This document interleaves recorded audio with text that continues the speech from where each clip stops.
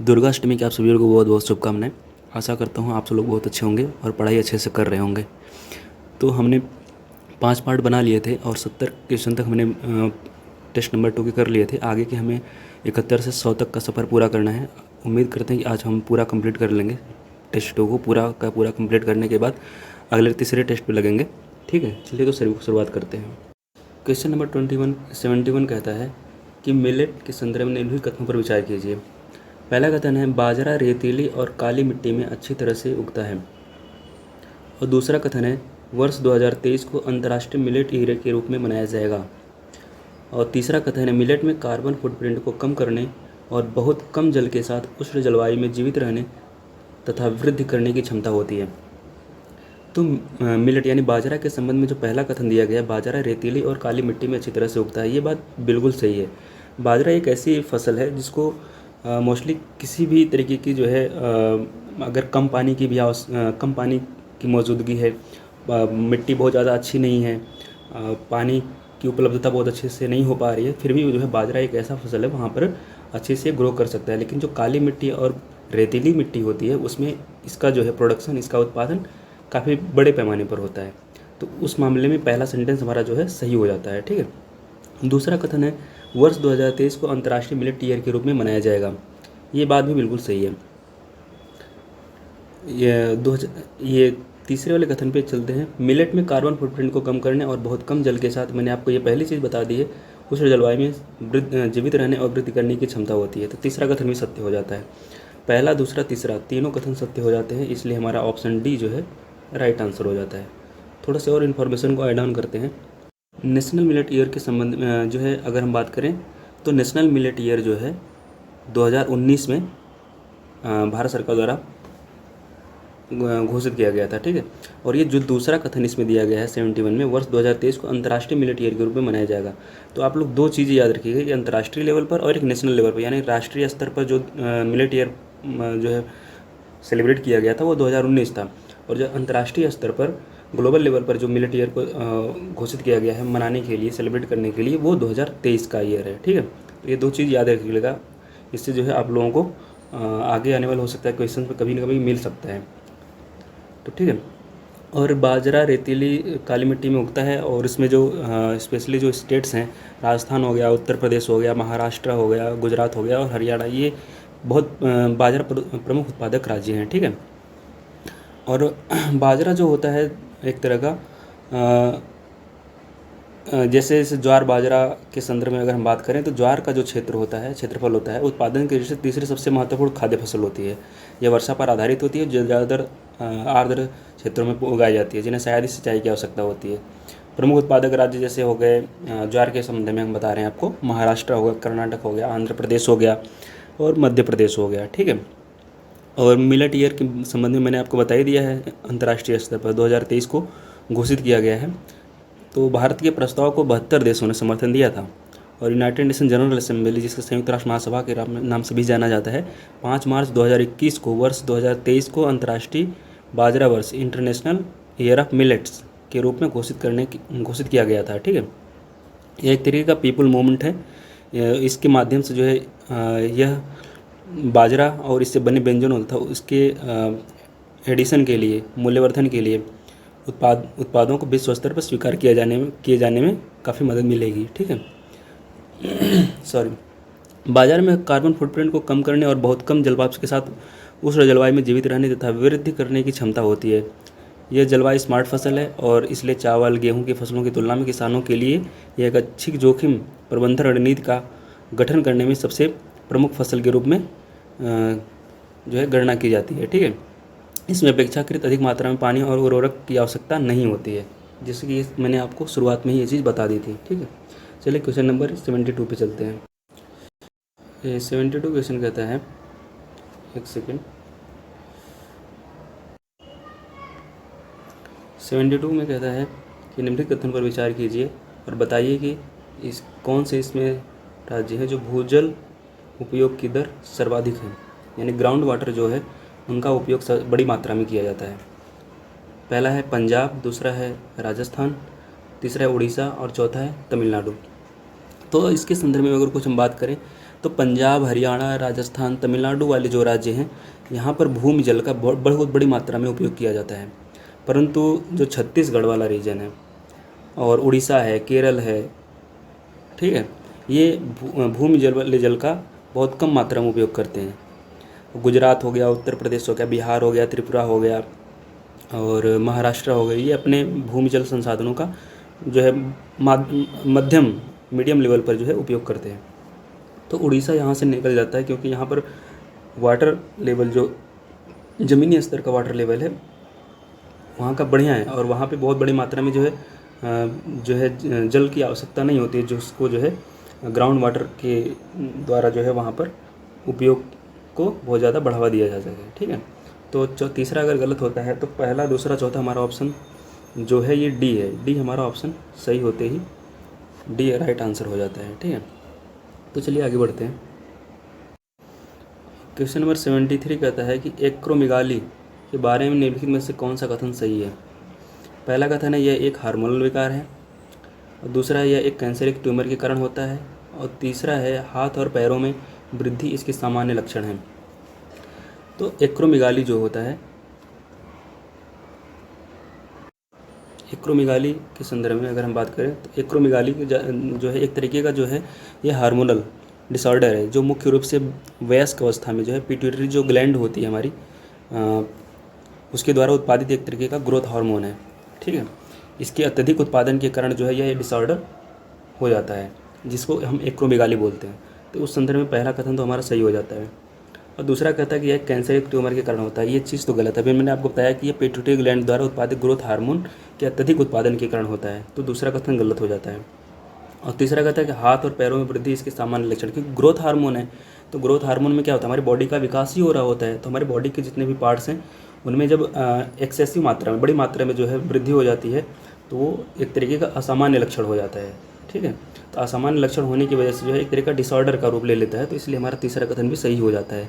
तो दूसरा कथन गलत होते ही हमारा पहला और तीसरा सही होता है और सी हमारा राइट आंसर हो जाता है। ठीक है, 74 क्वेश्चन पे चलते हैं। 74 कहता है कि निम्नलिखित कथन पर विचार कीजिए कि निम्नलिखित में से जो पहला कथन है इसमें से कहता है कि खनिज आधारित उद्योग प्राथमिक उद्योग है। ये बात तो बिल्कुल सही है, क्योंकि जो कृषि और खनिज आधारित जितने भी उद्योग हैं ये प्राथमिक उद्योग के अंतर्गत ही शामिल किए जाते हैं, क्योंकि रॉ मटेरियल प्रोवाइड कराते हैं। तो ये खनिज उद्योग भी एक तरीके का रॉ मटेरियल प्रोवाइड कराने वाला उद्योग है और कृषि भी है, तो इसलिए हमारा ये प्राथमिक उद्योग के अंतर्गत आएगा। ठीक है, और दूसरा है कुटीर या घरेलू उद्योग, एक प्रकार का लघु उद्योग है। ये भी बात सही है। घरेलू उद्योग कुटीर उद्योग है क्योंकि जैसे उत्पादों का निर्माण जैसे कारीगरों द्वारा हाथ से जो किया जाता है, जैसे टोकरी की बुनाई हो गई, मिट्टी के बर्तन हो गए, और दूसरे भी हस्तशिल्प जो कुटीर उद्योग हैं वो जो है एक तरीके के लघु उद्योग ही हैं। ठीक है, और तीसरा कथन कहता है कि सहकारी क्षेत्र के उद्योग स्वगत होते हैं और उत्पादक के द्वारा संचालित होते हैं। ये भी बात सही है, क्योंकि कोऑपरेटिव सोसाइटी जो है एक तरीके की इनमें बहुत बड़ी इन्वॉल्वमेंट होती है। ये जो है काफ़ी ज़्यादा सहयोग प्रदान करते हैं। जितने भी प्राथमिक और लघु उद्योग होते हैं इनकी सहभागिता बड़े स्तर पर होती है। ठीक है, इसलिए हमारा पहला, दूसरा, तीसरा सही होता है, तो डी हमारा ऑप्शन राइट हो जाता है। ठीक है, चलिए आगे बढ़ते हैं। क्वेश्चन नंबर 75 कहता है कि पल्ली बस्तियों के संदर्भ में निम्नलिखित से कौन सा कथन सही है, हमें सही बताना है।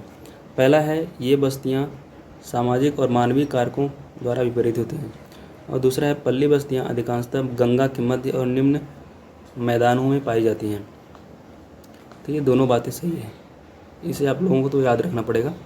थोड़ी सी और चीज़ें बता देते हैं। तो कई बार जो है बस्तियां जो होती हैं वो भौतिक रूप से एक दूसरे से पृथक अनेक प्रकार की इकाइयों में बढ़ जाती हैं, लेकिन उनका नाम जो है एक ही रहता है। तो इन इकाइयों को क्या किया जाता है, देश के दूसरे जो भाग होते हैं और वहाँ पे स्थानीय स्तर पर इनको अलग अलग नामों से जाना जाता है। जैसे कहीं कहीं पे पान्ना हो गया, पाड़ा हो गया, तो यहाँ पे जैसे पल्ली हो गया, ढांडी हो गया, नगला हो गया, अनेक नामों से जाना जाता है। ठीक है, किसी विशाल गांव का एक ऐसा भवन जो है प्रायः सामाजिक और मानवीय जातियों द्वारा उनके कारकों से अभिप्रेरित हो जाता है। ऐसे गाँव जैसे गंगा के मध्य और निम्न वाले दो मैदान है, जैसे छत्तीसगढ़ हो गया और हिमालय की निचली जो घाटियाँ हो गई, वहाँ पर बड़ी मात्रा में पाए जाते हैं ये पल्ली बस्तियाँ। तो हमारा दूसरा कथन भी सही होता है, पहला भी सही होता है। पहला दूसरा सही होते ही हमारा ऑप्शन सी जो है राइट आंसर हो जाता है। ओके, क्वेश्चन नंबर 76 पे चलते हैं। क्वेश्चन नंबर 76 कहता है कि मेटा मटेरियल के संदर्भ में निम्नलिखित कथनों पर विचार कीजिए और बताएं कि इनमें से कौन सा कथन सही है। पहला कथन कहता है कि ये मानव निर्मित सामग्री है और दूसरा है इन सामग्रियों में उनके सकारात्मक अपवर्तक सूचकांक के कारण प्रकाशिकी में अनुप्रयोगों की एक विस्तृत श्रृंखला है। अब हमें बताना है कि इसमें से कौन सा कथन सही है। पहले तो मेटा मटेरियल के बारे में हम जान लेते हैं। मेटा मटेरियल जो होते हैं एक स्मार्ट सामग्री होती है जिसमें गुणों की एक विस्तृत श्रृंखला पाई जाती है और वे जो है एक दूसरे से इतने भिन्न हो सकते हैं कि उनकी कोई निश्चित परिभाषा नहीं है। हालांकि उन सभी में एक सामान्य बात यह होती है कि इनका निर्माण जो है आर्टिफिशियल यानी कृत्रिम रूप से किया जाता है। इसलिए ये प्राकृतिक रूप में नहीं पाए जाते हैं, यानी प्रकृति में नहीं पाए जाते हैं, बल्कि लोगों द्वारा निर्मित किए जाते हैं। ठीक है, तो इसलिए पहला कथन तो हमारा सही हो जाता है। और इसमें दूसरा वाला जो कथन दिया गया है कि जो है ये प्रकाशिकी में अनुप्रयोगों की एक विस्तृत श्रृंखला है, और दूसरा कथन जो है गलत है। दूसरा कथन गलत इसलिए है क्योंकि जो जैसे प्रकाशिकी और विद्युत चुम्बकीय अनुप्रयोगों में इन पदार्थों का सबसे बड़ा महत्वपूर्ण योगदान होता है। तो ये तो ठीक है, लेकिन इसके सकारात्मक अपवर्तनांक की बात कर रहा है। देखिए सकारात्मक नहीं है, ये नकारात्मक अपवर्तनांक के अंतर्गत आता है, तो ये हमारा यहीं से गलत हो जाता है। सकारात्मक अपवर्तनांक ना होकर के ये नकारात्मक अपवर्तनांक, इन इसके महत्वपूर्ण गुणों में एक मटेरियल को भिन्न करना होता है, अलग अलग करना होता है। ये नकारात्मक जो है एक तरीके की नकारात्मकता के कारण जो है प्रकाशिकी में अनुप्रयोगों की एक विस्तृत श्रृंखला के अंतर्गत शामिल किया जाएगा। इसलिए दूसरा कथन हमारा गलत होता है, पहला सही होता है। तो option A is right answer. Okay, चलिए आगे बढ़ते हैं। 77 कहता है कि इन कथनों पर विचार कीजिए और बताइए कि इनमें से कौन सा कथन सही है। पहला है परमाणु संलयन ऊर्जा यूरेनियम और थोरियम जैसे प्राकृतिक रूप से पाए जाने वाले रेडियोधर्मी तत्वों के परमाणुओं के नाभिक में संग्रहित ऊर्जा से प्राप्त होती है। ये बात सही है। दूसरा है केरल की मोनाजाइट रेत में थोरियम बड़ी मात्रा में पाया जाता है। ये भी बात सही है। पहला दूसरा सही होती है, हमारा सी इज राइट आंसर। थोड़ा सा और चीज़ जान लेते हैं। नाभिकीय संलयन वह प्रक्रिया होती है। नाभिकीय संलयन क्या होता है इसके बारे में जानते हैं। नाभिकीय संलयन वह प्रक्रिया है जिसके द्वारा दो हल्के परमाणु नाभिक जो है आपस में मिल करके एक बड़ी मात्रा में ऊर्जा को छोड़ते हुए एक भारी नाभिक का निर्माण करते हैं। जैसे ये छोटा एक नाभिक हो गया प्लस ये दूसरा नाभिक हो गया, ये दोनों मिल करके एक बहुत बड़े नाभिक का निर्माण करते हैं और बड़ी मात्रा में यहाँ से ऊर्जा का जो है बहुत तेज़ी से स्राव होता है। ठीक है, तो पहला कथन सही हो, दूसरा भी सही हो गया। और दूसरा यूरेनियम थोरियम जैसे प्राकृतिक रूप से पाए जाने वाले रेडियो एक्टिव तत्व हैं जो परमाणुओं के नाभिक में संग्रहित ऊर्जा से परमाणु संलयन द्वारा ऊर्जा प्राप्त होती है। ठीक है, पहला कथन दूसरा कथन दोनों सही हो जाता है।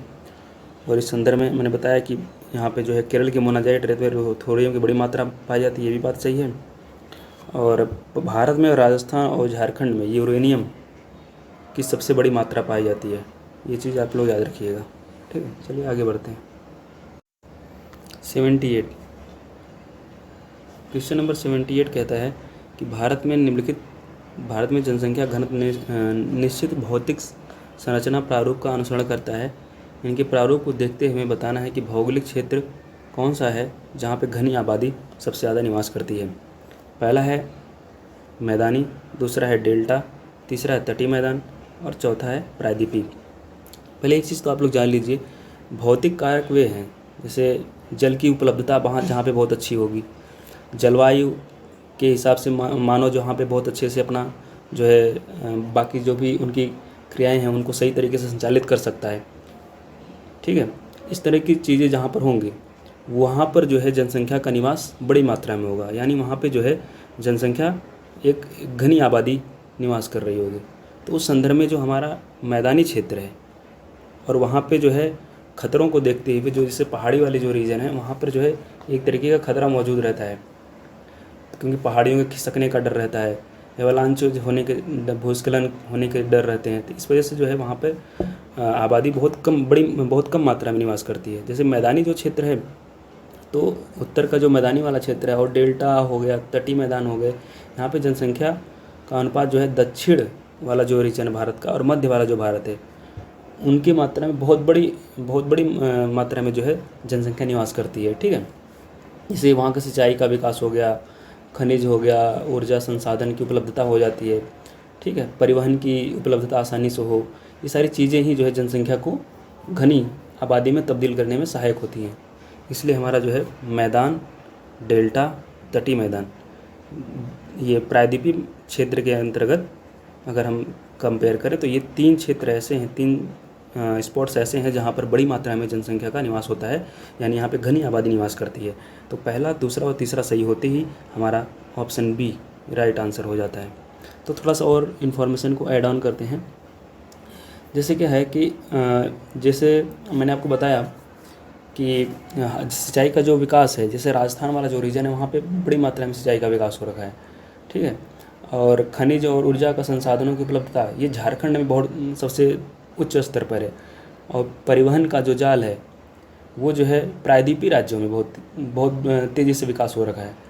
तो इनके परिणाम स्वरूप अगर उन क्षेत्रों में जो है पहले विरल जनसंख्या के क्षेत्र थे, वे अब जो है जनसंख्या के माध्यम से उच्च संकेंद्रण में भी तब्दील हो गए हैं, ठीक है। चलिए आगे बढ़ते हैं।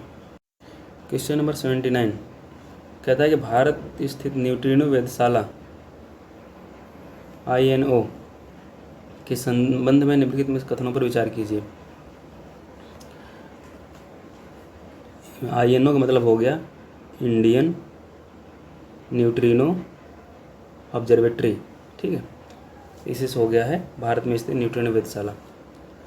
तो इसके संदर्भ में पहला कथन कहता है कि यह परियोजना भारत सरकार के परमाणु ऊर्जा विभाग, डिपार्टमेंट ऑफ एटॉमिक एनर्जी, ठीक है, और विज्ञान प्रौद्योगिकी विभाग, department of science and tech, DST द्वारा संयुक्त रूप से वित्त पोषित है। ये बात सही है, पहला कथन सही है। दूसरा है कि INO केवल वायुमंडलीय न्यूट्रिनो का अध्ययन करेगा, और हमें बताना है कि इसमें से कौन सा कथन सही है। दूसरा भी सही है। तो दूसरा कथन सही होते ही हमारा ऑप्शन सी जो है राइट आंसर हो जाता है। थोड़ी सी और इन्फॉर्मेशन को ऐड ऑन करते हैं। पहले ये जानने की कोशिश करते हैं कि न्यूट्रिनो क्या होता है। न्यूट्रिनो जो है प्रोटॉन और न्यूट्रॉन जैसे इलेक्ट्रॉन जैसे छोटे कण होते हैं, परमाणु का निर्माण करते हैं। प्रोटॉन, न्यूट्रॉन और इलेक्ट्रॉन मिलकर के न्यूट्रिनो भी उसी तरीके का एक प्राइमरी कण है, ठीक है। लेकिन ये परमाणु का भाग नहीं होता है। ऐसे कण जो है हमारे नेचर में बड़ी मात्रा में पाए जाते हैं।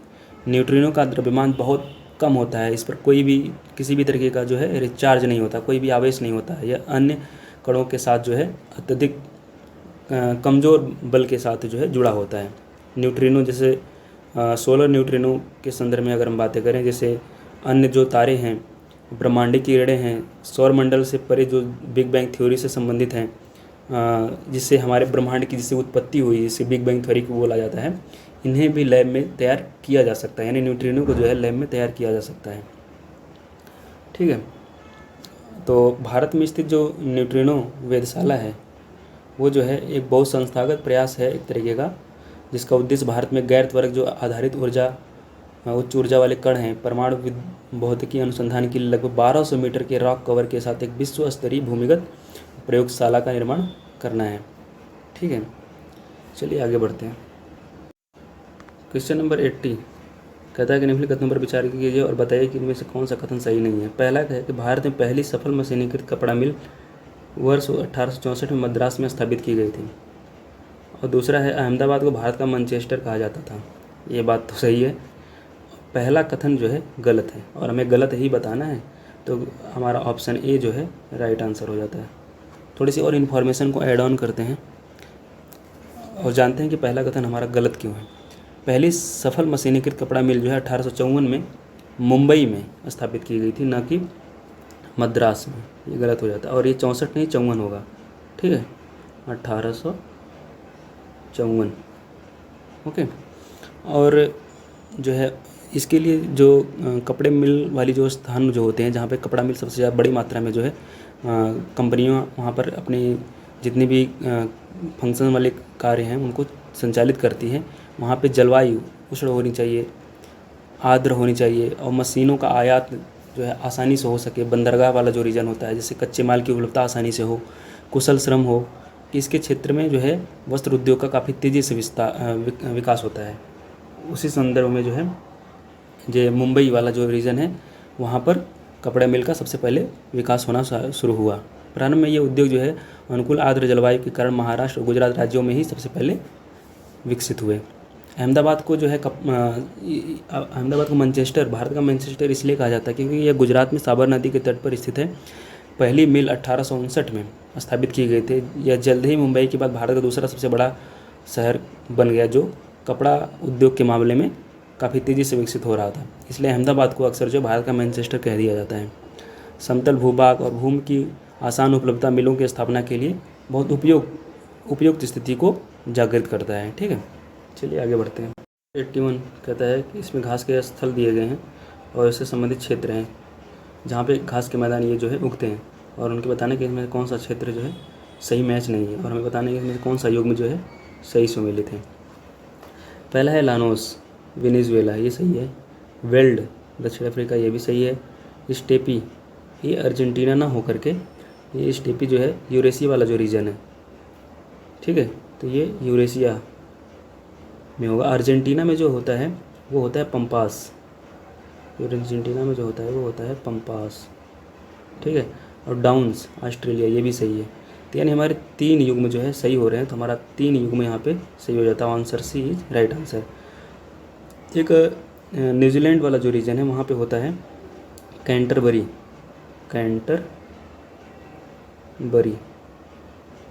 इसको आप लोग नोट कर लीजिए। और अब प्रेयरी होता है यूएसए में। ठीक है, ये सब चीज़ें आप लोग नोट कर लीजिएगा, काफ़ी इंपॉर्टेंट चीज़ें है, ये पूछता रहता है जो है। चलिए आगे बढ़ते हैं। क्वेश्चन नंबर 82 पे चलते हैं। ये बताता है परसिमन आयोग के संदर्भ में बताना है कि इनमें कौन सा कथन सही नहीं है। पहला है परसिमन जनसंख्या में परिवर्तन का प्रतिनिधित्व करने के लिए लोकसभा और राज्य विधानसभा सीटों की सीमाओं को पुनः परिभाषित करने का कार्य करता है। इसके संदर्भ में ये बात सही है।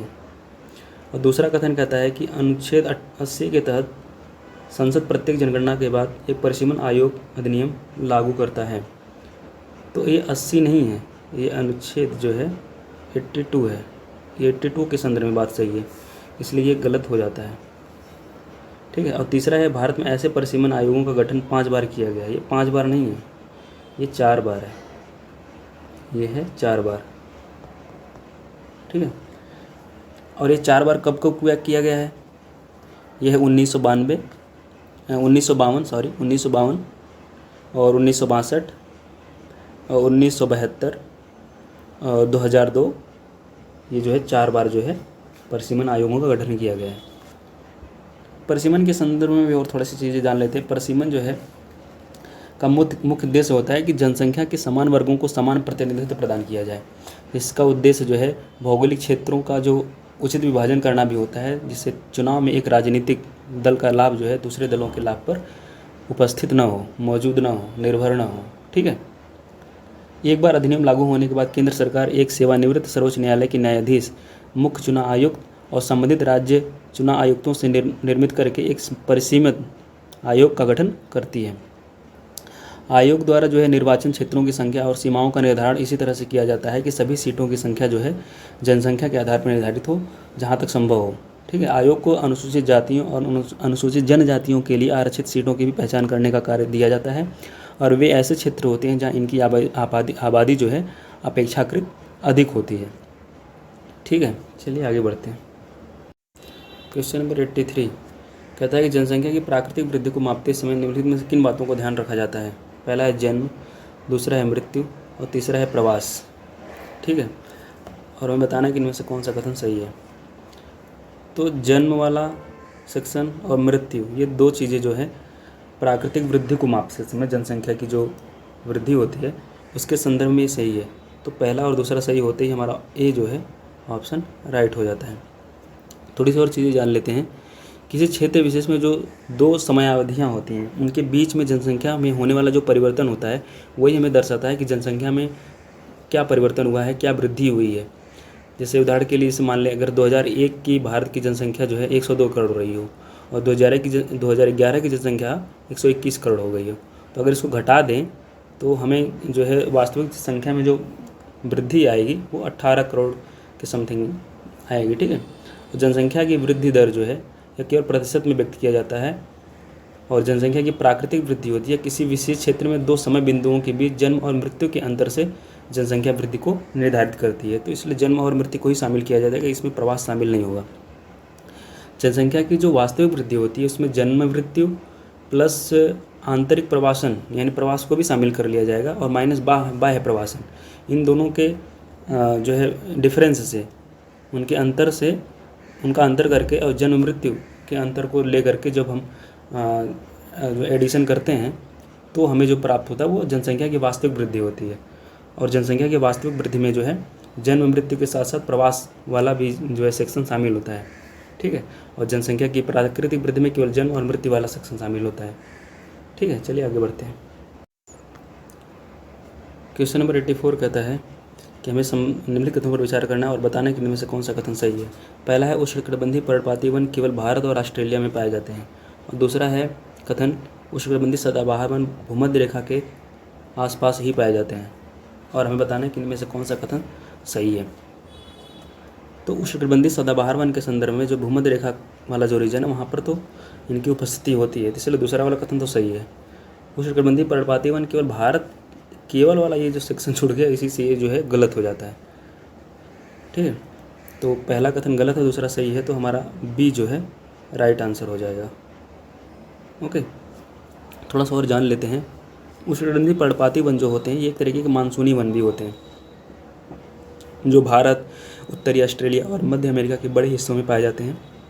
ये वन जो है 200 सेंटीमीटर से लेकर के 70 सेंटीमीटर के बीच वर्षा वाले जो क्षेत्र होते हैं वहाँ पर मौजूद होते हैं। इनमें मौसमी परिवर्तन काफ़ी तेज़ी से होते हैं। जल को इकट्ठा करने के लिए, उनको सुरक्षित रखने के लिए सूक्ष्म मौसम में यहाँ पे वृक्ष अपनी पत्तियाँ गिरा देते हैं। वनों में पाए जाने वाले बहुत कठोर जो वृक्ष होते हैं उनमें साल होता है, सागौन होता है, नीम होता है, शीशम होता है। ये जो उष्णकटिबंधीय पर्णपाती वन के ही उदाहरण हैं। और बहुत ज़्यादा कठोर जो वृक्ष होते हैं उनमें उनका जो है उपयोग फर्नीचर, यातायात, निर्माण सामग्री बनाने में काफ़ी उपयोगी होता है। सेब, संतरा, केला, नाशपाती जैसे खाद्य फल जो होते हैं ये, और अखाद्य फल देने वाले जैसे मेपल हो गया, ईख हो गया, एल्म हो गया, ये सब जो है उष्णकटिबंधीय पर्णपाती वनों के अधिकतम क्षेत्रों में पाए जाते हैं, ठीक है। उष्णकटिबंधीय सदाबहार वन के बारे में थोड़ा सा जान लेते हैं। इन वनों को जो है उष्णकटिबंधीय वर्षा वन भी बोला जाता है। ये घने वन भूमध्य रेखा और उष्णकटिबंध के आसपास वाले रीजन में पाए जाते हैं। ये पृथ्वी की सतह का लगभग 7% भाग घेरते हैं। ये जो 200 सेंटीमीटर से अधिक वर्षा वाला जो क्षेत्र होता है वहाँ पर पनपते हैं। ये क्षेत्र गर्म होते हैं। यहाँ पे पूरे वर्ष जो है बड़ी मात्रा में वर्षा होती रहती है। यहाँ पे मौसम कभी शुष्क होता ही नहीं है, इसलिए पत्तियाँ जो है, पेड़ पौधे अपनी पत्तियाँ नीचे नहीं गिराते, इसलिए इन्हें सदाबहार वन बोला जाता है, ठीक है। और काफ़ी घने जो है वृत्तों की जो है कैनोपी होती है, बहुत घना होता है, और इससे वहाँ पर सूर्य का प्रकाश बहुत आसानी से पहुँच नहीं पाता है।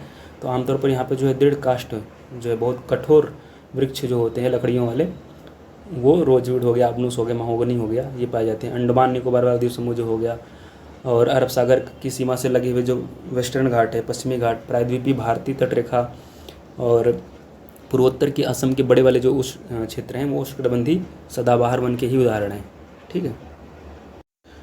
क्वेश्चन नंबर 85 कहता है कि निम्न कथन पर विचार कीजिए और बताइए कि इनमें से कौन सा कथन सही है। पहला है जब अत्यधिक बड़ा खंड विखंडित होकर ऊर्ध्वाधर रूप से विस्थापित हो जाता है तो भ्रंशोत्थ पर्वतों का निर्माण होता है, ये सही है। दूसरा है पठार उठी हुई एवं सपाट भूमि होती है, ये भी सही है। मैदान समतल और भूमि के बहुत बड़े भाग होते हैं, ये भी बात सही है। तीनों बात सही है। फिजिकल जियोग्राफी ये जो है, अगर आपने नेचुरल जियोग्राफी आपने पढ़ी होगी तो इसमें ये सारी चीज़ें जो है भारत के संदर्भ में काफ़ी अच्छे से जो है विस्तृत रूप में बताया गया है। तो आपने थोड़ी बहुत भी अगर अच्छे से पढ़ाई की होगी तो आप इसको जो है सही तरीके से मार्क कर पाएंगे। जैसे ये जो है सामान्य सी इन्फॉर्मेशन है, आप इसको नोट कर लीजिएगा, ठीक है। चलिए आगे बढ़ते हैं। क्वेश्चन नंबर 86 कहता है कि एक अर्थव्यवस्था की प्राथमिक गतिविधियों के संदर्भ में निम्नलिखित कथनों में से कौन सा कथन सही नहीं है। हमें बताना है कि इसमें से कौन सा कथन सही नहीं है। पहला है प्राथमिक गतिविधियाँ सीधे पर्यावरण पर निर्भर हैं। दूसरा है पशुचारण गतिविधियाँ प्राथमिक अर्थविधि गतिविधियों का हिस्सा है, ये बात सही है, दूसरा भी सही है।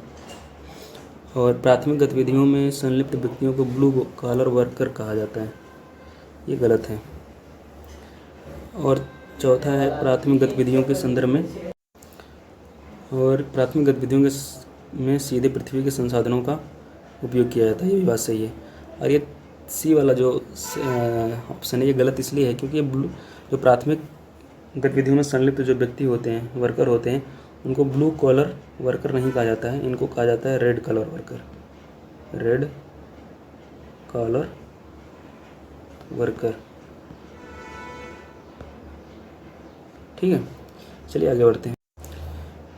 87 कहता है कि इन कथनों पर विचार कीजिए और बताइए कि इनमें से कौन सा कथन सही है। पहला है कि जिस स्थान पर गर्म और शीत जलधाराएं मिलती हैं वह स्थान विश्व में सर्वोत्तम मत्स्य क्षेत्र बन जाता है। इसके संदर्भ में ये बात सही है, जहाँ पे गर्म और ठंडी जलधाराएं एक जगह पे मिलती हैं वहाँ पे मत्स्य क्षेत्र निर्मित हो जाता है, इसलिए पहला कथन हमारा सही होता है। और दूसरे कथन पे चलते हैं, उसमें लिखा गया कि गर्म महासागरीय धाराएं जो होती हैं भूमध्य रेखा के निकट उत्पन्न होती हैं और ध्रुवों की ओर प्रवाहित होती हैं, ये बात भी सही है। पहला और दूसरा सही होते ही हमारा सी जो है सही आंसर हो जाता है, तो सी इज़ राइट आंसर। चलिए आगे बढ़ते हैं। जैसे ये ठंडी जलधाराएँ होती हैं और गर्म जलधाराएँ जब वहाँ पर मिलती हैं तो इनके आपस में मिलने के स्थान पर जो है बड़ी मात्रा में जो है मत्स्य क्षेत्र जो है विकसित हो जाता है। जैसे अगर हम देखें तो लैब्राडोर जो जलधारा है और गल्फ स्ट्रीम एक ठंडी जलधारा है। लैब्राडोर जो है एक ठंडी जलधारा है और गल्फ स्ट्रीम ठंडी गर्म जलधारा है। इन दोनों के मिलने वाले क्षेत्र पर जो है काफ़ी बड़ी मात्रा में जो है मत्स्य क्षेत्र का निर्माण होता है। ठीक है, आपने डॉगर बैंक का नाम भी सुना होगा। ये डॉगर बैंक ही जो है बड़ी मात्रा में जो है मत्स्य क्षेत्र के रूप में विकसित हुआ है। यहाँ पे गर्म और ठंडी जलधाराओं के मिलने से ही इस क्षेत्र का विकास हुआ है। ठीक है, चलिए आगे बढ़ते हैं। 88 क्वेश्चन नंबर 88 में कहता है महासागरों के संदर्भ में निम्नलिखित कथनों पर विचार कीजिए और बताइए कि इनमें से कौन सा कथन सही है। पहला है प्रशांत महासागर का विस्तार पृथ्वी के 1/3 भाग पर है।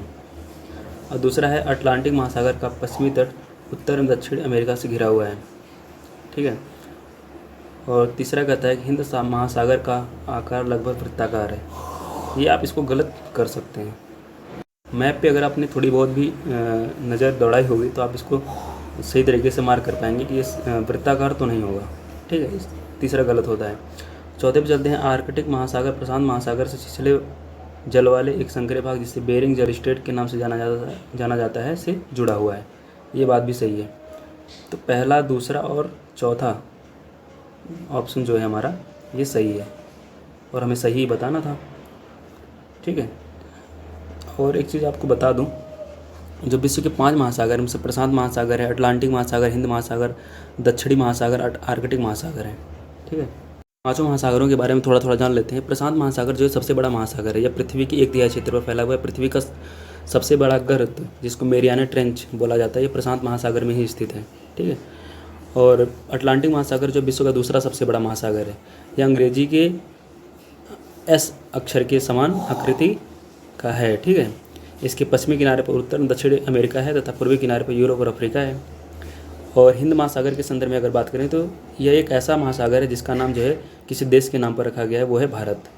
यह महासागर जो है लगभग त्रिभुजाकार है, न कि वृत्ताकार है। ठीक है, और आर्कटिक महासागर एक तरीके का उत्तरी ध्रुव को जो है उत्तरी ध्रुव में निर्मित है, स्थित है। यह उत्तर ध्रुव के चारों ओर फैला हुआ यह प्रशांत महासागर से छिछले जल वाले एक संकरे भाग से जुड़ा हुआ है। ठीक है, चलिए आगे बढ़ते हैं। क्वेश्चन नंबर 89 कहता है कि कथनों पर विचार कीजिए और बताइए कि कृषि प्रकार के जो क्षेत्र हैं वो उनसे सही रूप में सम्मिलित हैं कि नहीं, सुमेलित हैं कि नहीं। तो पहला है गहन निर्वाह कृषि पूर्वी एशिया, ये सही है। दूसरा है स्थानांतरण कृषि साउथ ईस्ट एशिया दक्षिण पूर्व एशिया, ये भी सही है। खानाबदोश पशुचारण उष्णकटिबंधीय अफ्रीका, यही गलत हो जाता है ये, क्योंकि खानाबदोश वाला जो रीजन है वो सहारा मरुस्थल वाला हो गया, मिडिल एशिया हो गया, भारत के कुछ हिस्से जैसे राजस्थान जम्मू कश्मीर के अर्धशुष्क वाले जो क्षेत्र हैं और शुष्क वाले जो क्षेत्र हैं वहाँ पर जो है खानाबदोश वाला जीवन व्यतीत करने वाले पशुचारण की तरीके की कृषि की जाती है। इसलिए हमारा तीसरा कथन गलत होता है और पहला और दूसरा सही होते ही हमारा पहला दूसरा सही होता है। Option A is right answer. ठीक है, चलिए आगे बढ़ते हैं। क्वेश्चन नंबर 90 में बताना है कि इनमें से कौन सी नदी गंगा नदी की सहायक नदी है। तो इसमें पहला जो दिया गया है घाघरा, ये सहायक नदी है। सोन भी सहायक नदी है, गंडक भी है, कोसी भी है। ठीक है, तो पहला दूसरा चौथा पांचवा चंबल इसलिए है क्योंकि ये यमुना की सहायक नदी है, ये यमुना नदी की सहायक नदी है। ठीक है, तो ये हमारा राइट आंसर हो जाता है। थोड़ा सा और अगर हम और इन्फॉर्मेशन अगर ऐड करते हैं तो गंगा नदी की सहायक नदियों में घाघरा, सोन, गंडक, ये सब कोसी नदियाँ हैं। गंडक में जो 2 धाराएं मिलकर के काली गंडक, त्रिशूल गंगा मिलकर के गंडक बनाती हैं। घाघरा का जो है उद्गम जो है मापचा चुंगो के हिमनदों यानी ग्लेशियर से हुआ है, या बिहार के छपरा में गंगा नदी से जाकर के मिल जाती है। ठीक है। और जो कोसी नदी है ये एक तरीके की पूर्ववर्ती नदी है, जिसका उद्गम जो है तिब्बत में माउंट एवरेस्ट के उत्तर में है, जहाँ से इसका मुख्य धारा अरुण से निकलती है, या बिहार के कुर्सेला में गंगा नदी से जाकर मिल जाती है। सोन जो है गंगा की एक बड़ी जो है दक्षिणी तट की सहायक नदी है, यह अमरकंटक के पठार से निकलती है। ठीक है। और चंबल जो है मध्य प्रदेश के मालवा पठार में महू के पास से निकलती है, और राजस्थान में कोटा गांधी सागर बांध जो है इन्हीं पर निर्मित किया गया है। ठीक, ये यमुना की सहायक नदी है, मैंने आपको बता ही दिया है। चलिए आगे बढ़ 91 सेकेंड 91 कहता है कि निम्नलिखित पर विचार कीजिए और बताइए कि इनमें से कौन सा कथन सही है। पहला है पृथ्वी के ठोस भाग को स्थलमंडल कहा जाता है। दूसरा है सबसे ऊंचा शिखर माउंट एवरेस्ट समुद्र तल से 8,848 मीटर है। और मैं बताने के कौन सा कथन, दोनों बात सही है, पहला भी सही है दूसरा भी सही है। पृथ्वी के ठोस भाग को स्थलमंडल कहा जाता है, जिसको लिथोस्फीयर भी बोला जाता है। यह भूपर्वती की चट्टानों और मिट्टी की पतली परतों का बना होता है। ठीक है। विश्व का सबसे ऊंचा शिखर माउंट एवरेस्ट समुद्र तल से 8,848 मीटर की ऊंचाई पर है। विश्व का सबसे गहरा भाग प्रशांत महासागर का मेरियाना ट्रेंच है, मैंने आपको पिछले क्वेश्चन में आपको बता ही दिया था। तो चलिए आगे बढ़ते हैं। ये हमारा सी इसका राइट आंसर हो जाएगा। 92 में कहता है कि निम्नलिखित कथनों पर विचार कीजिए और इन कथनों को पढ़ करके हमें बताना है कि ये किस प्रकार की कृषि का सबसे उपयुक्त वर्णन करता है। पहला है यह अत्यधिक विशिष्ट व्यावसायिक कृषि है। खट्टे फल इस कृषि की विशेषता है। यह उत्तरी अफ्रीका और ऑस्ट्रेलिया के दक्षिण पश्चिमी भाग में प्रचलित है। आपको यहीं से जो है क्लू मिल जाता है कि ये किसकी बात की जा रही है। ये भूमध्य सागरीय कृषि की बात की जा रही है, क्योंकि भूमध्य सागर वाला जो रीजन है, मेडिटेरियन सी का जो भाग है, जो उत्तरी अफ्रीका और ऑस्ट्रेलिया के दक्षिण पश्चिमी भाग में शामिल है, वहाँ पे खट्टे फलों की बड़ी मात्रा में जो है कृषि की जाती है। ठीक है। और ये व्यावसायिक कृषि है एक तरीके की। तो उसी से हम जो है अंदाज़ा लगा लेते हैं, तो हम अपने आंसर पे पहुँच जाते हैं और हमारा ऑप्शन डी जो है राइट आंसर हो जाता है। चलिए आगे बढ़ते हैं। क्वेश्चन नंबर 93 कहता है कि राष्ट्रीय जलमार्ग फर्स्ट किन राज्यों से होकर गुजरता है, और हमें बताना है कि इनमें से कौन कौन से राज्य हैं जो राष्ट्रीय जलमार्ग में सम्मिलित हैं। उत्तर प्रदेश, बिहार, पश्चिम बंगाल, झारखंड। उड़ीसा नहीं आएगा इसमें। ठीक है। हमारा ऑप्शन हो जाता है ए इज राइट आंसर। ठीक, चलिए थोड़ा सा और जान लेते हैं। जो हल्दिया और प्रयागराज वाला जो नेशनल वाटरवे है, जिसको गंगा भागीरथी हुगली नदी सिस्टम के नाम से भी जाना जाता है, इसमें उत्तर प्रदेश, बिहार, झारखंड और पश्चिम बंगाल वाला रीजन शामिल है। ठीक है। क्वेश्चन नंबर 94 कहता है कि निम्नलिखित कथनों पर विचार कीजिए और बताइए कि इनमें से कौन सा कथन सही नहीं है। पहला है शुक्र को पृथ्वी का जुड़वा ग्रह माना जाता है, क्योंकि इसका आकार, आकृति और लघु पृथ्वी के ही समान है। ये बात सही है। दूसरा है चंद्रमा पृथ्वी का एकमात्र ग्रह, ये भी सही है। पृथ्वी सूर्य का दूसरा सबसे निकटतम ग्रह है। पृथ्वी सूर्य का दूसरा सबसे निकटतम ग्रह नहीं है। बुध, सूर्य, यहाँ जैसे यहाँ पर सूर्य है, ठीक है, तो यहाँ पर है बुध, शुक्र, पृथ्वी, तो दूसरा सबसे नज़दीक जो है वो शुक्र है, ना कि पृथ्वी है। ठीक है। इसी से हम अपने ऑप्शन से पहुँच जाते हैं। हमारा तीसरा गलत होता है, तो पहला और दूसरा सही है और तीसरा केवल सही है, तीसरा केवल गलत है, तो सी इज़ राइट आंसर। ओके, चलिए आगे बढ़ते हैं। 95 कहता है कि निम्नलिखित पर विचार कीजिए और बताइए कि इनमें से कौन सा कथन सही है। पहला है भारत में जो श्रमिक कम से कम 183 दिन तक कार्य करता है उसे मुख्य श्रमिक कहा जाता है। और दूसरा, भारत में जो श्रमिक 183 दिन से कम कार्य करता है उसे सीमांत श्रमिक माना जाता है। सीमांत श्रमिक और मुख्य श्रमिक के संदर्भ में दोनों बातें सही हैं, पहला और दूसरा। इसको आप लोग कहीं पे नोट डाउन कर लीजिएगा, तो सी इसका राइट आंसर हो जाता है। चलिए आगे बढ़ते हैं। 96 कहता है कि राष्ट्रीय स्वच्छ Ganga mission, national mission for clean Ganga, NMCG के संदर्भ में निम्नलिखित कौन सा कथन सही है। पहला है इसका उद्देश्य प्रदूषण को कम करना और गंगा नदी तथा उसकी सभी सहायक नदियों का कायाकल्प सुनिश्चित करना है। ये बात सही है। दूसरा कहता है, और हमें इसे सही बताना है, दूसरा कहता है कि यह पर्यावरण वन जलवायु परिवर्तन मंत्रालय के तहत एक पंजीकृत सोसाइटी है। इसको थोड़ा होल्ड ऑन रखते हैं। तीसरा है राष्ट्रीय गंगा परिषद की अध्यक्षता प्रधानमंत्री द्वारा की जाती है, ये बात सही है। दूसरा वाला कथन जो है हमारा गलत है। दूसरा वाला कथन गलत इसलिए है क्योंकि ये जो है पर्यावरण वन और जलवायु मंत्रालय के अंतर्गत नहीं है। ये जो मिनिस्ट्री ऑफ जल शक्ति के अंतर्गत जो है शामिल है, ठीक है। लेकिन ये शुरू में जो है इसी ministry of environment and forest and climate change यानी पर्यावरण वन और जलवायु मंत्रालय के अंतर्गत ही शामिल था, सोसाइटी था। लेकिन बाद में इसको जो है 306वें संशोधन के अनुसार 1961 में इसे मिनिस्ट्री ऑफ जल शक्ति यानी नदी विकास और गंगा संरक्षण मंत्रालय के अंतर्गत शामिल कर दिया गया। इसलिए हमारा दूसरा कथन गलत हो जाता है। तो पहला और तीसरा सही होते ही हमारा option A is right answer. Okay, question number 97।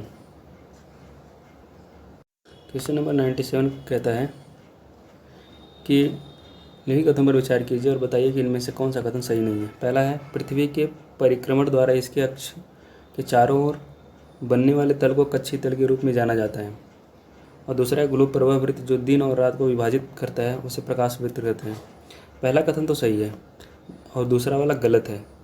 इसे प्रकाश वृत्त ना कह करके इसको जो है प्रतिदीप्ति वृत्त कहा जाता है। प्रदीप्ति वृत्त,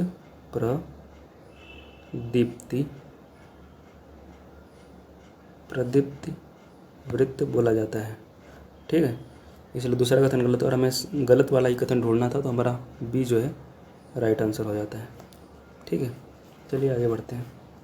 क्वेश्चन नंबर 98 कहता है कि शीर्ष की ओर सुंडाकार घंटी के आकार का आयोलिंग पिरामिड इंगित करता है एक विस्तारित होती जनसंख्या को, एक घटती हुई जनसंख्या को, एक स्थिर जनसंख्या को, एक विषम जनसंख्या को। यह जो है स्थिर जनसंख्या को निर्धारित करता है, क्योंकि स्थिर जनसंख्या एक तरीके की होती है जहाँ पे शीर्ष जो है सुंडाकार होता है, घंटे के आकार के आयोलिन पिरामिड लगभग समान जन्म और मृत्यु की दर को दर्शाता है। इसलिए यह लगभग स्थिर जनसंख्या को ही दर्शाने का प्रयास करता है। तो हमारा सी जो है राइट आंसर हो जाता है, ठीक है। अब विस्तारित जनसंख्या का आयुलिंग पिरामिड एक विस्तृत आधार वाला त्रिकोणीय आकार का पिरामिड होता है जो प्रमुख रूप से अल्प विकसित देशों की विशेषता को दर्शाता है। यह उच्च दर के कारण यहाँ पर निम्न आयु वर्ग की जनसंख्या अधिक होती है, ठीक है। Question number 99। निम्न कथन पर विचार कीजिए। यहाँ पे वाटरफॉल यानी जलप्रपात दिया गया है और ये कहाँ पर स्थित है उनको दिया गया। हमें बताने कि इनमें से कौन से कितने युग में जो है सही से मिले थे। पहला है एंजल वाटरफॉल, ये दक्षिण अमेरिका, ठीक है, सही है। ये वेनेजुएला वाला जो रीजन है वहाँ पर स्थित है। ये ओरिनिगो